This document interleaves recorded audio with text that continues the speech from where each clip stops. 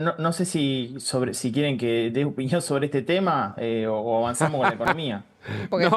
tenés material. Ah, claro, Sí, claro. claro. Sí, Hablábamos sí, Sí. sí, recién sí, con sí. Nico Pizzi de los miles de millones de la AFA, del escándalo alrededor de las investigaciones judiciales, 10 en la Argentina y derivaciones con sociedades en Estados Unidos. Exactamente. Primero, gran investigación, yo lo leía hoy a la mañana, Sí, claro. tanto de Nico Pizzi, Nacho Grimaldi como Alconada Amon. Y decir que todo esto que está pasando en el fútbol, yo que soy futbolero, todo esto no nos estamos dando cuenta, pero lo está pagando el socio, lo está pagando el hincha, Totalmente. lo está pagando aquel que cree en este deporte maravilloso que es el fútbol, y es lamentable todo lo que empieza a hacer. Y hoy leía, yo lo puse en un posteo en mi X.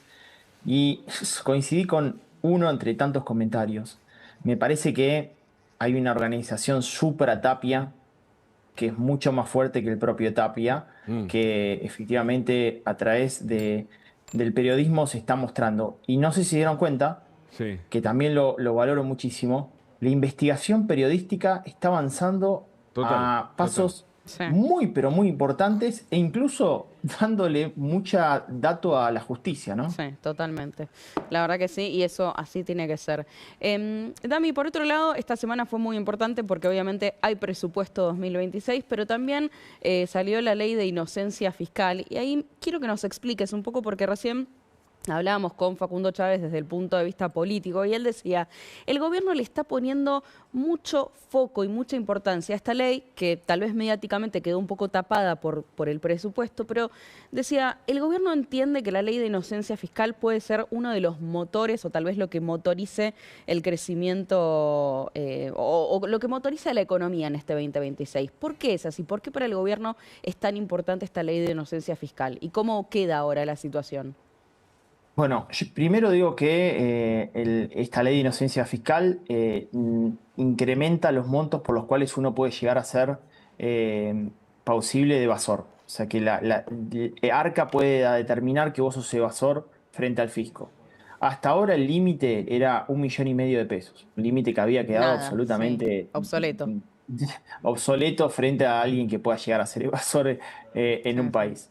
Hoy esos límites, a partir de esta ley de evasión fiscal, ascienden ahora a 100 millones de pesos.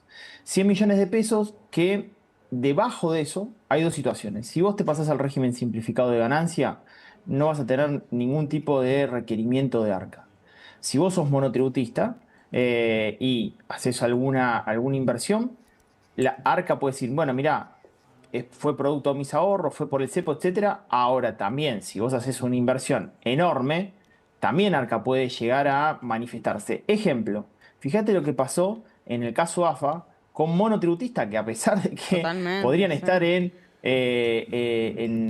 esta situación de inocencia fiscal, pero no son inocentes fiscales, porque efectivamente estuvieron Claro, participando claro. de una situación muy, pero muy regular. Eso no implica que inocencia fiscal la ARCA pueda requisar efectivamente a aquel que Correcto. sea monotributista. Dato no menor, inocencia fiscal eh, es un paraguas Sí, sí. frente a muchísimos argentinos que en contexto de cepo cambiario del 2011 hasta el 2025, hasta abril de este 2025, con un interregno de 2 años, no ahorraban en peso, sino que lo Mm, hacían en dólares y fuera del sistema porque había pesos. claro, claro. Esta inocencia fiscal le dice a esas millones de personas, dice, miren, yo no lo puedo declarar culpable porque usted ahorró fuera del sistema o se manifestó en términos irregulares, venga y ahora vuelque los dólares en el sistema, en el mercado. En principio, usted es inocente por esta Claro, situación. claro. Después Claro. veré si puedo ver que usted sacó esos dólares del narcotráfico, del lavado de dinero, de lo que sea, como el caso de este caso de AFA, pero en principio usted es inocente. Antes, eso era culpable. La Sí, Arca te hacía sí. cruce informativo y te decía, usted es culpable por tener los dólares fuera del sistema, haberlo Totalmente. comprado Y eso cambia. en el dólar paralelo, etcétera, ¿no? Escuchamos al presidente Milei hablando de inflación, otro de los grandes temas de la economía de este año y del que viene. Decía lo siguiente, a ver. Nosotros proponíamos que íbamos a llegar al déficit cero en el primer año de gobierno, todos decían que era imposible, que por lo menos eso iba a demandar piso 5 años. Claro. y no solo que lo alcanzamos en el primer año, sino que lo logramos al mes de estar en la función pública, y el cuasi fiscal lo eliminamos a mitad de año, es decir que a mitad del año 2024 dejamos de emitir dinero. Eso significó que, dado que la política monetaria, acorde a estudios recientes de la Universidad de Córdoba, tiene 26 meses de rezago, esto significa que para mediados del año que viene voy a, poder, estar disfrutando de mostrarles números de inflación que arrancan con cero. Te escuchamos. Bueno, primero, si ustedes me hubiesen dicho a mí en diciembre del 2023 que Argentina iba a terminar con 30% de inflación, yo hubiese firmado un cheque en blanco sin ninguna duda, y la verdad que ha bajado fuertemente la inflación. Segundo, el presupuesto que se acaba de aprobar manifiesta que la inflación el año que viene va a ser del 10,1%. El mercado lo proyecta, mercados son las consultoras, las mediciones privadas, lo proyectan entre 16 y 20%. Hay dos situaciones. Una política fiscal donde mantiene el superávit fiscal, donde no va a haber emisión monetaria más que aquella que demande la economía, y va a intentar comprar dólares para reservas en el Banco Central, y contra eso va a hacer emisión. Se estima que va a haber mayor nivel de crecimiento de la demanda. Otro de los manuales, y esto también hay que decirlo, dice: ojo, Argentina todavía tiene un ancla cambiaria importante. ¿Qué pasa si efectivamente en los próximos años Argentina no logra conseguir la cantidad de dólares que necesita para pagar sus deudas, realizar las importaciones que necesita, etcétera? Entonces, que muchos dicen está muy pero muy atado a un ancla cambiaria, la actual baja de la inflación. Ahora tenemos un piso y techo de bandas, veremos cómo actúa eso dentro de esas bandas de flotación, ese tipo de cambio.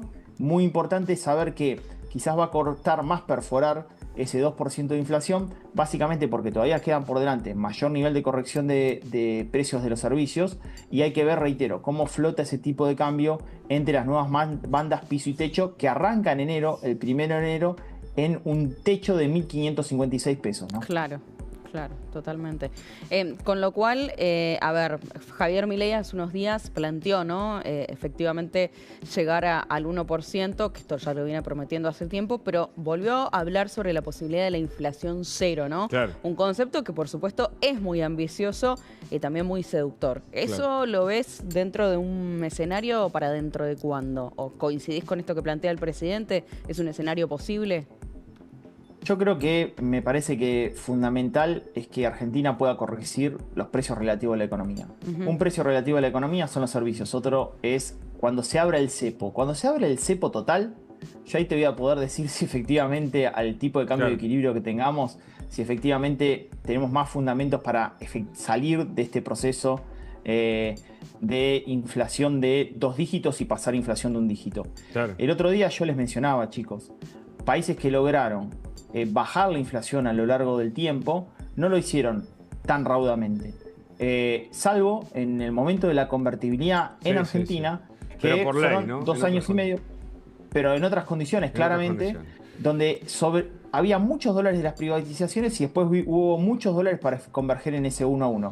Pero un dato no menor, Hugo, Agus, es que en el caso de Perú demoró 9 años, perdón, claro. Bolivia 9 años. Claro. Perú demoró 6 años, Brasil 8 años en bajar la inflación a 1 dígito. Por lo cual, a mí lo que me interesa es, o lo que nos debe interesar a los argentinos, es el camino. Y un dato no menor, que yo sé que el presidente lo quiere pasar por el Congreso, es que esto tiene que ser institucional. Claro. Para mí la inflación va a estar ganada el día que institucionalmente en el Congreso también haya pautas, no solamente del presupuesto, sino de qué puede hacer o no el Banco Central y su independencia. Es lo que viene. Y a propósito de eso, sobre crecimiento económico, hay un posteo tuyo para analizar justamente actividad económica, más 3,2% interanual octubre 2025, esto obviamente comparado con el año pasado, de acuerdo a la data oficial del INDEC, menos 0,4% versus septiembre del 2025, y ahí pones los gráficos justamente, ¿no?, del Instituto Nacional de Estadísticas y Censo.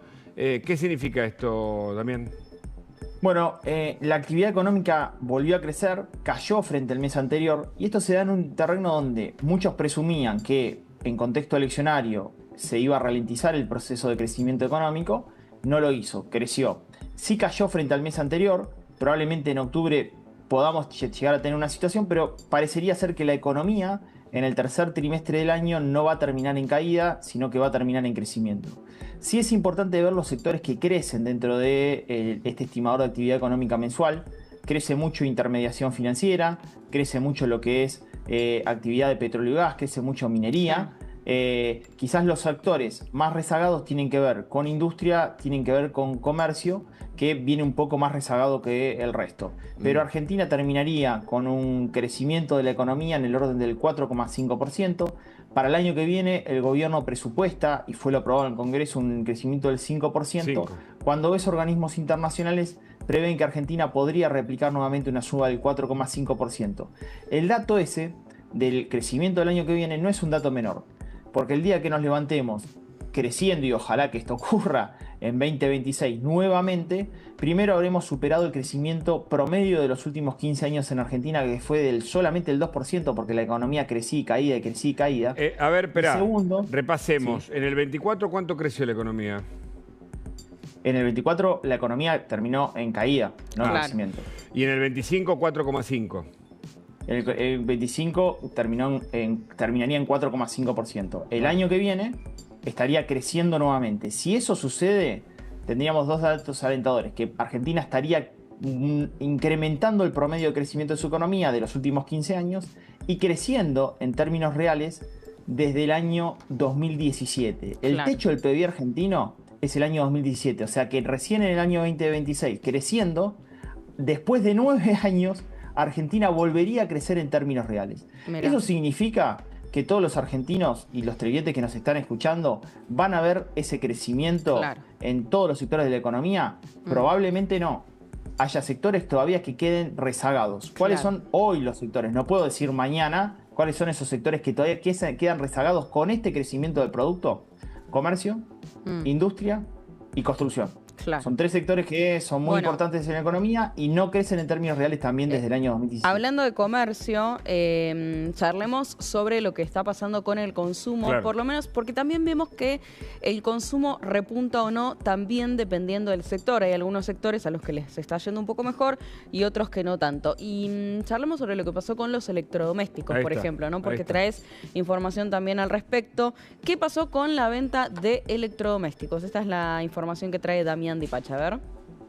Entiendo que crecieron a nivel interanual y que los precios bajaron. Ahí está.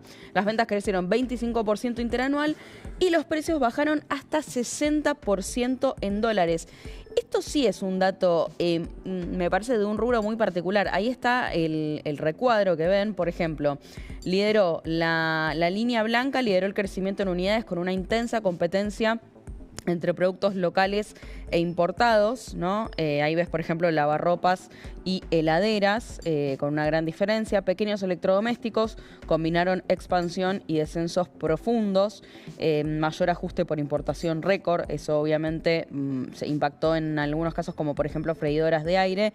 Y en lo que es electrónica de consumo, la apreciación del tipo de cambio, o sea, el dólar subiendo por debajo de la inflación, amplificó la caída en dólares.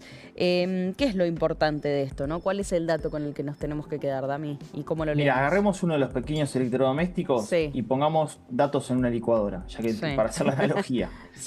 El primer dato tiene que ver con que probablemente muchos importadores, el año pasado, porque esto se mide en términos interanuales, está midiendo Nielsen, el año pasado, una vez más, preveían que el tipo de cambio iba a tener una corrección mayor a la que tuvo. Entonces los precios probablemente estaban en pesos, mayor de lo que efectivamente el tipo de cambio de equilibrio en 2025 se fue dando. Segundo, tuviste una apreciación en dólares, por lo cual los precios, además de que tuvieron que bajar en pesos, al apreciarse el tipo de cambio, bajaron en dólares fuerte. Y además, esos precios en pesos tuvieron que bajar porque hubo mucha competencia de mayor nivel de volumen de productos de otras marcas que comenzaron a aportarse, de aquellas que tenían fabricación nacional, de aquellas que tenían ensamblado en el mercado local, frente a aquellas que venían con producto terminado. Esos 3 elementos combinados dieron este resultado. Por una parte, se expandió el crédito y eso generó que en bienes durables la economía crezca, creció 25% interanual de acuerdo a Nielsen en este sector del retail. y a su vez los precios bajen, tanto en pesos como en dólares. Cuando cruzás los datos con lo que pasó en consumo masivo, esta semana también se dio a dar a conocer un dato no menor respecto de qué había pasado en las ventas en supermercados. Al mes de octubre del 2025, las ventas en los mayoristas cayeron 9,3% interanual, pero crecieron 4,2% versus a septiembre. Claro. Y en el caso de los supermercados minoristas, crecieron 2,7% interanual y 1,6% frente al mes previo. Ven que ahí hay cambio de canal. Claro. O sea, el mayorista cae interanualmente y crece el minorista, porque ya la gente no se estoquea, compra en la reposición. Y ustedes vieron los datos de ventas navideñas. Crecieron 1,3% con caída de juguetes. Chicos, yo les voy a decir una cuestión. Nosotros leemos fuentes y leemos datos. Estos datos del INDEC, los de supermercados, lo otro fue Nielsen, el dato de Navidad fue Came. Cuando me está pasando a mí que cuando posteo en redes un dato de crecimiento, hay aplausos de una porción de la población. Cuando muestro datos de caída hay otro aplauso. Y el dato parece que es aplaudido como si fuese, viste, una tribuna política. Sí. Claro. Te lo juro, me está pasando esto y no es bueno eso. Cuando crece, crece, cuando cae, cae. Obvio, sí. Muy Totalmente. bien. Gracias. Dami, gracias como siempre, te mandamos un gran abrazo y felicidades. Gracias, chicos. Feliz comienzo de año. Nos volveremos a ver el año que viene. No se olviden. Mañana soplo velitas, así que vamos no se olviden. todavía. Vamos. 80 ahí. No, pero qué No, falta de digo, respeto. 20. No, la mitad. La mitad. Muy bien, vamos. Estamos llegando a la mitad. Mañana celebramos con vos. Abrazo grande, Abrazo grande. Chao. Hablamos con Agustín Laje, ahora ustedes lo conocen, es un ideólogo, es escritor, además